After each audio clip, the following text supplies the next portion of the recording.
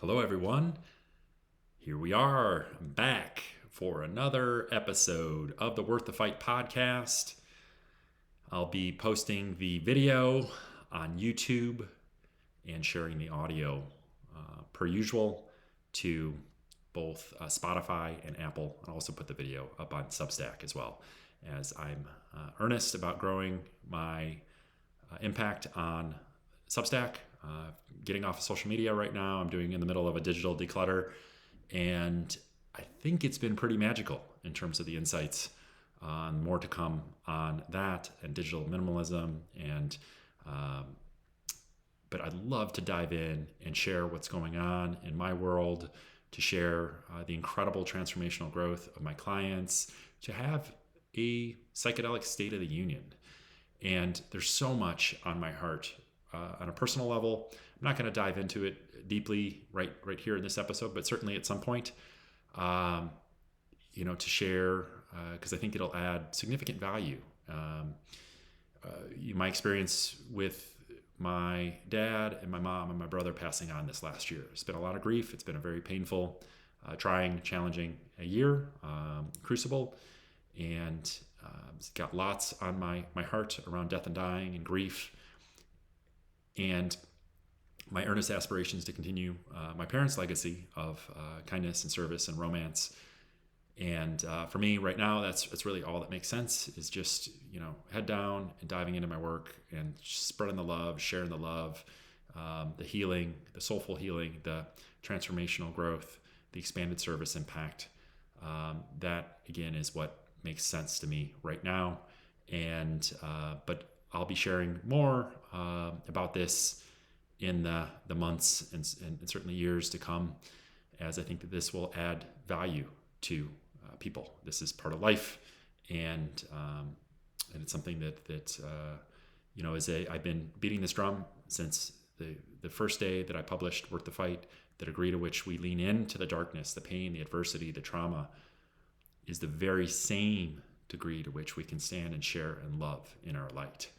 So now the storm is clearing. We just put my mother's house on the market last week, and I'm very hopeful that this chapter will be closed, hopefully in the next month. And as her personal representative, that was really challenging as well, to be constantly reminded that we couldn't help her. And so that's a lot of heaviness that I have on my heart. And again, I'll save that for another episode. Appreciate your understanding. I appreciate the love and the encouragement and the support. Everybody that reached out and to again brighten up my day and send me some love during this dark time. And that's a big part of the kind of the radio silence, and just not having the energetic bandwidth, because I've kept everything going. My clients are thriving. My business is thriving. My impact is thriving. And frankly, I think the message had grown a little bit sour. So there's not sour, but stale. And there's some shifting happening right now, big shifting. And I'll be talking about that in this episode, and certainly more to come, as that's going to be central to the shifts that I'm making on my journey, my personal life and professional life, and how those shifts are translating to massive impact with my clients, massive shifting. And this is what I am trained to do. This is what I've been working at for almost a decade now. I've been sharpening this blade, and there's a Abe Lincoln quote that if he had 6 hours to cut down a tree, he would spend 5 or 6 hours, or 4 or 5 hours sharpening the blade, and only an hour or two actually hacking at the tree. So I feel like I've been spending much of the last decade sharpening my blade for this moment. And so let's let it rip. And again, we're going to dive in with a psychedelic state of the union. Where are we at right now? A few months ago, New Mexico legalized psilocybin-assisted therapy. They're the third state, so expect many, many more. Of course, Oregon was the trailblazing state to do so in 2020, and in 2024, Colorado followed up their their legislation, and in 2026 or 2025, I should say, New Mexico, and that'll be rolling out, I believe, for next year. So it's an exciting time. There's lots to be hopeful for. The Czech Republic went ahead of the FDA, and they're legalizing psilocybin-assisted therapy for 2026. Of course, Australia did the same in 2023, I believe, with psilocybin-assisted therapy and MDMA-assisted therapy. So there's this big buzz. This is mushrooming in our collective as we speak.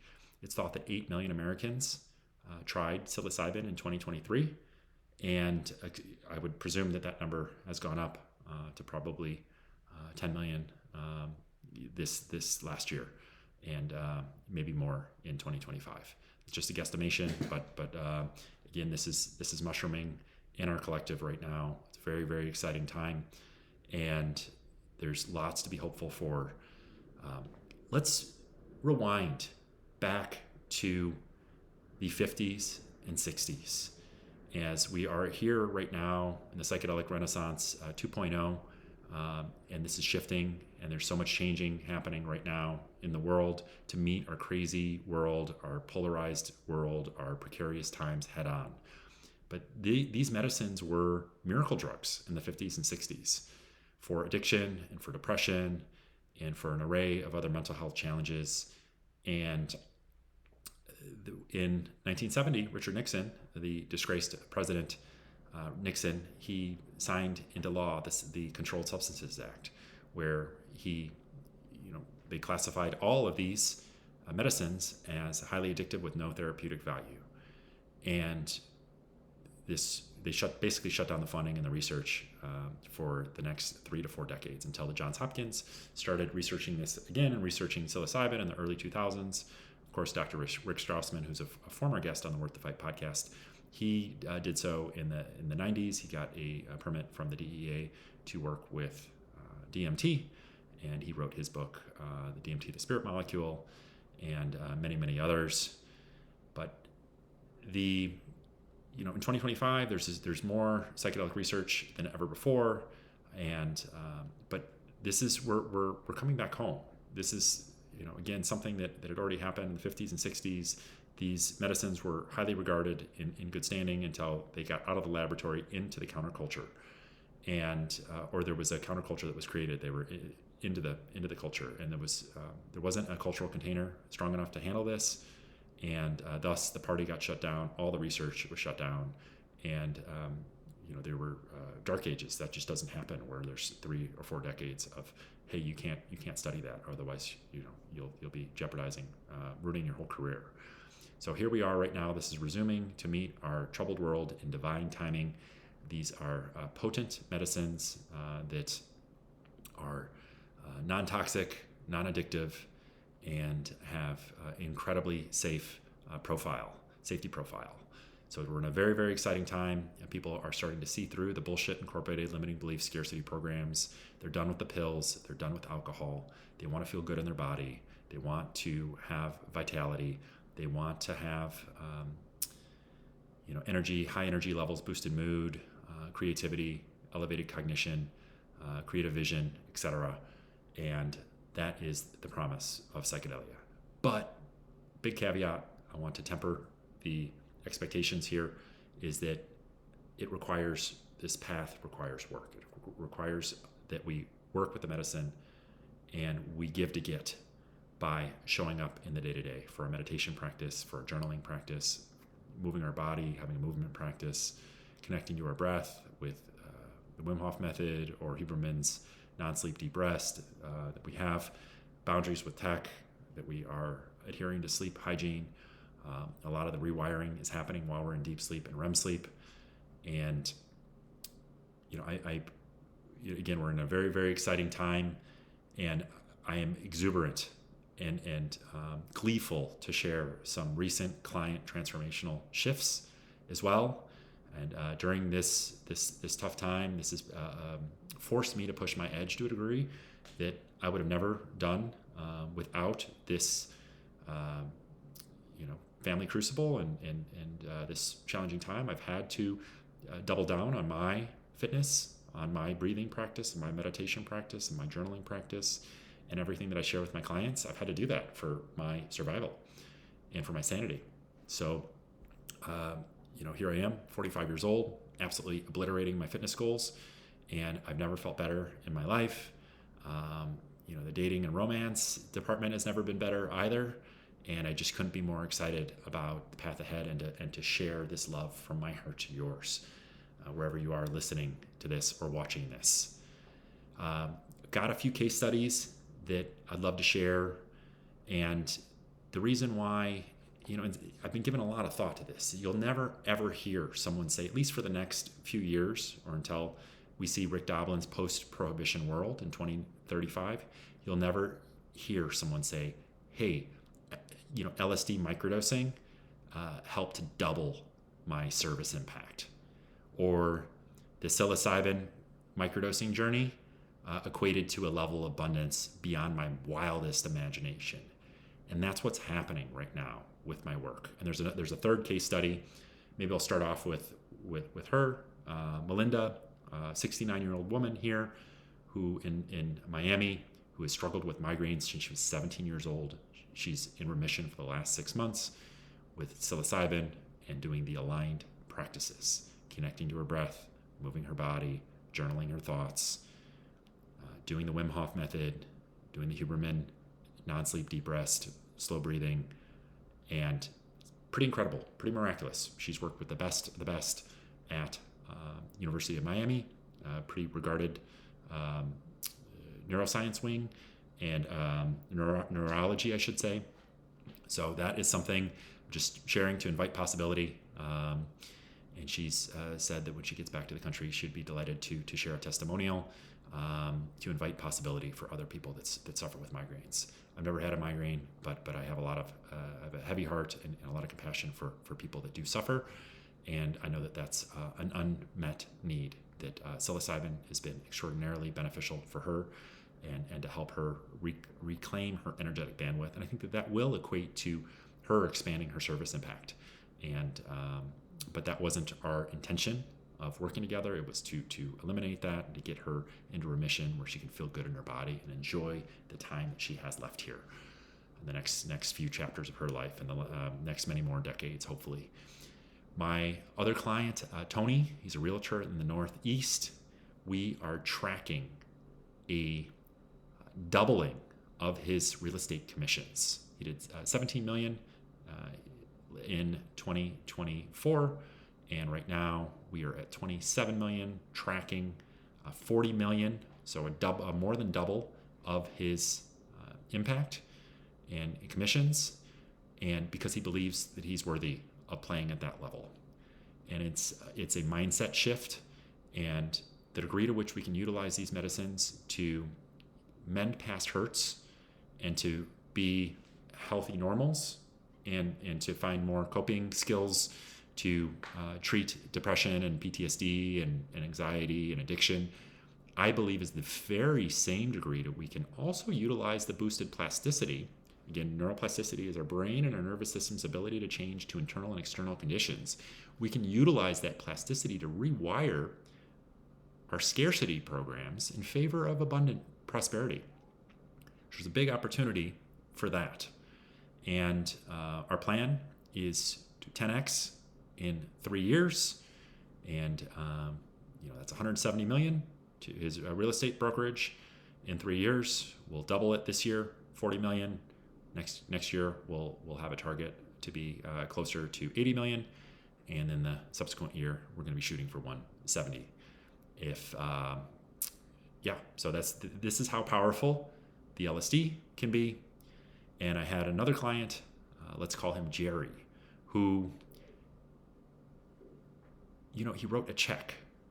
Jerry's kind of old school. He wrote a check, a $3,500 check for his coaching fee, and I had to sit on that check for 3 or 4 weeks. And I was thinking, geez, Matt, you're a total dumbass, to be taken advantage here, and your good nature has been taken advantage of again, and this isn't going to clear, and you're extending all this coaching anyways, and but of course it did clear, and we got onto really strong footing, and we were moving forward as if, and I was 100% present in the spirit of service for Jerry. And he reached out to me 7 weeks into our work together on a Sunday saying, hey, I've got something really special to share. So we had a short call, and he shared that he landed a $44,000 a month consulting gig. And I won't go into his business, but that was far beyond his wildest imagination. And what is happening here with both Tony and Jerry is that we're regulating the nervous system and processing past hurts, liberating the energy of trauma to the energy of life, clearing that energetic bandwidth, connecting to the breath. The psychedelics, LSD and psilocybin, there's a neuro anti-inflammatory benefits. So the brain fog that Jerry was having, it fell to the wayside. And of course, the morning walks and the meditation and the prayer and the journaling of thoughts, all these things that we're stacking on top of the practices or on top of the microdosing will help to clear that channel so we can be more in tune to the abundant flow, almost as though before there was too much static. We all have an antennae, and we can capture these creative inspirations, these creative ideas that are circling around in our collective. And if we are not attuned to that frequency because we have traumas in our nervous system or dysregulated emotions, then we're going to miss out on those big creative inspirations, big creative striking ideas.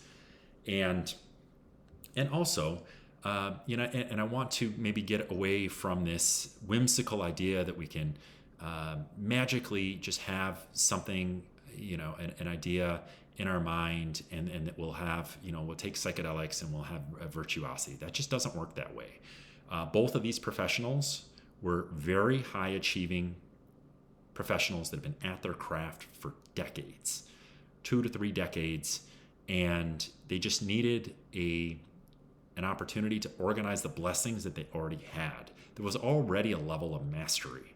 And then we throw in the most potent molecules on planet Earth, empowerment coaching, inviting them to transcend their limits of their mind and to dream big and to think big. And then we throw in some breath, we throw in some meditation, we throw in some movement and some journaling exercises to obliterate the blockages at the root, to liberate, again, per Dr. Gabor Mate, to liberate the energy of trauma and the energy of life. It's no wonder why or how that they could be tapping into this level of abundance. So if you are a disenchanted high achiever or an enchanted high achiever, I invite you to think big here, that this could be something that could help you organize all those blessings that you have in your life and help you to unlock that next level of greatness. Again, it's not about the psychedelics, it's about the practices. How are we showing up in the day-to-day for our meditation practice? Connecting to our breath. What are the intrusive thoughts that are coming into our mind when we're connecting to a mantra meditation? Are we journaling about those thoughts? Are we utilizing that as data to work with so we can eliminate that heaviness or unburden our hearts from carrying that heaviness? That's what meditation is about. It's a focus practice that is scientifically proven to increase focus and reduce stress. But there's also an incredible opportunity of, again, what is heavy on your heart? It's going to come up as distracting thoughts. Is there somebody that you can call? Is there a sorry that you can reach out to somebody? Or is there a family member that is heavy on your heart? Or are you missing the mark professionally?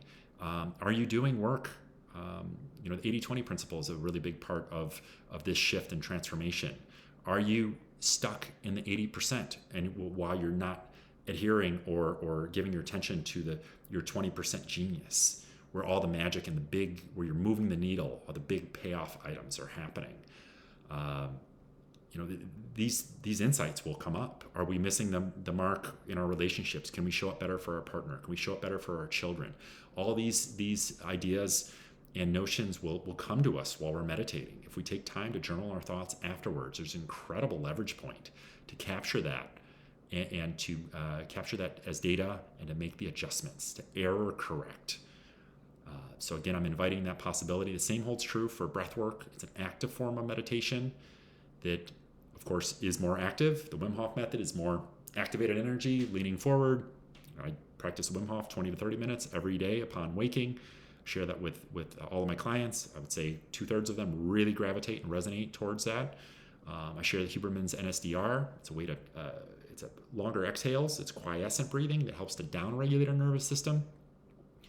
And it can be an incredible way to, to again, connect to our breath, to regulate our nervous system, but also to master our breath, master our nervous system, but also master sleep.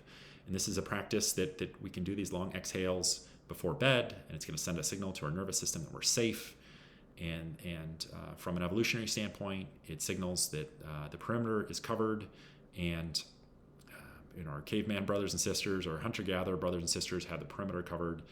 And also, this is a way that we can get back to bed when we have these inevitable sleep disturbances in the middle of the night. And those sleep disturbances have been quantified to be major hits on our dopamine levels the subsequent 2 days afterwards, a day or two afterwards.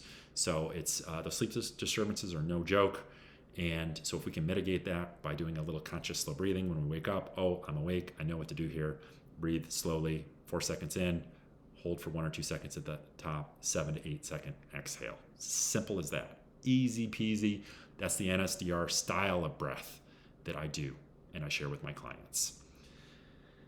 There's incredible opportunity here, again, to rewire the scarcity programs that keep you stuck, that keep us at the same station, keep us in this small state of constriction, when our true nature is abundant, our true nature is prosperous, and there's incredible opportunity to work with both psilocybin and or LSD to help utilize them as a benevolent catalyst, a creativity catalyst to set in motion something very, very special. If there's any questions about anything that I've shared here, feel free to reach out to me. I'm here to serve.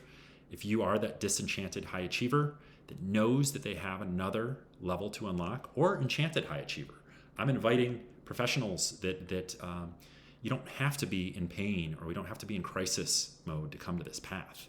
The practices and everything that I share is going to be universal to somebody who's struggling with mental health and somebody who is thriving already but just knows that they have another level to unlock. Feel free to reach out to me. I'm here to serve. I do gift 30-minute free fostering flow empowerment sessions where we shine light on the wondrous possibility on the path ahead and any obstacles or challenges that you might be struggling with, and explore if working together is a good fit. You can reach out to me at worththefightbook.org. Check out more of my work, more of the Worth the Fight mission and message of hope and healing. Again, so much more to come to you here in the weeks and months, and I appreciate so much the love and the support over the last few years, and looking forward to getting back in the fight, so to speak, and sharing some of the learnings and the lessons from the last few years, and also sharing the incredible transformational growth that I'm seeing from my clients as I'm shifting right with them right now. And I'm subscribing to Dr. Ben Hardy's directive, 10x in 3 years. So more to come on that. So much love to all of you. Love and peace.